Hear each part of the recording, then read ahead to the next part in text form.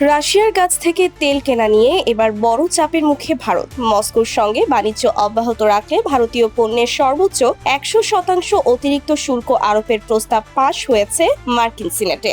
বিলটি এখন প্রতিনিধি পরিষদের অনুমোদনের অপেক্ষায়। আর এই সম্ভাব্য শুল্ক যুদ্ধ ভারতের জন্য ঝুঁকি তৈরি করলেও বাংলাদেশের জন্য খুলে দিতে পারে নতুন বাণিজ্যিক সম্ভাবনার দুয়ার। 8 আগস্ট মার্কিন সিনেটে 86 থেকে 11 ভোটে পাশ হওয়া প্রস্তাবে রাশিয়ার তেল ও গ্যাসের বড় আমদানিকারক দেশগুলোর পণ্যে সর্বোচ্চ 100% অতিরিক্ত শুল্ক আরোপের সুযোগ রাখা হয়েছে। তবে এখনো এই শুল্ক কার্যকর হয়নি। প্রতিনিধি পরিষদে বিলটি পাশ হওয়ার পরই পরবর্তী প্রক্রিয়া এগোবে।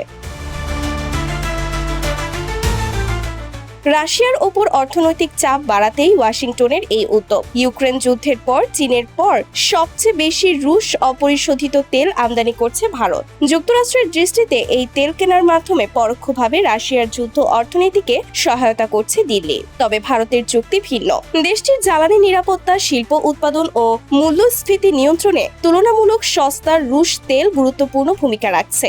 এই অবস্থায় 100% অতিরিক্ত মার্কিন শুল্ক কার্যকর হলে সবচেয়ে বেশি চাপ পড়তে পারে ভারতের রপ্তানিমুখী শিল্পে। তৈরি পোশাক, টেক্সটাইল, রত্ন ও অলংকার, ওষুধ, প্রকৌশল ও চামড়াজাত পণ্যের রপ্তানিকারকরা বড় ধরনের ঝুঁকিতে পড়তে পারেন। কারণ অতিরিক্ত শুল্কের ফলে মার্কিন বাজারে ভারতীয় পণ্যের দাম বেড়ে যাবে। তখন মার্কিন আমদানিকারকদের সামনে বিকল্প দেশ থেকে পণ্য নেওয়ার পথ খুলে যাবে। আর একবার কোনো দেশের সরবরাহ শৃঙ্খল অন্য দেশে চলে গেলে তা ফিরিয়ে আনা কঠিন।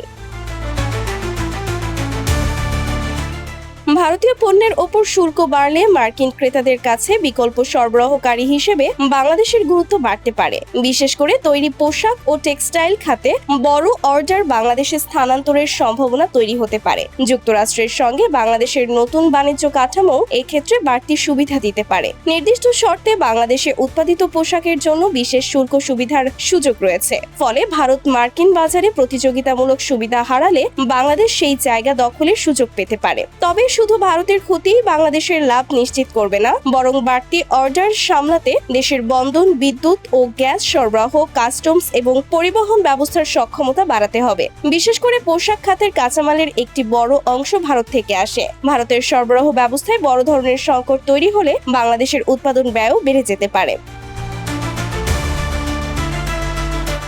Sumaiya Snigdha, daily our Bangladesh.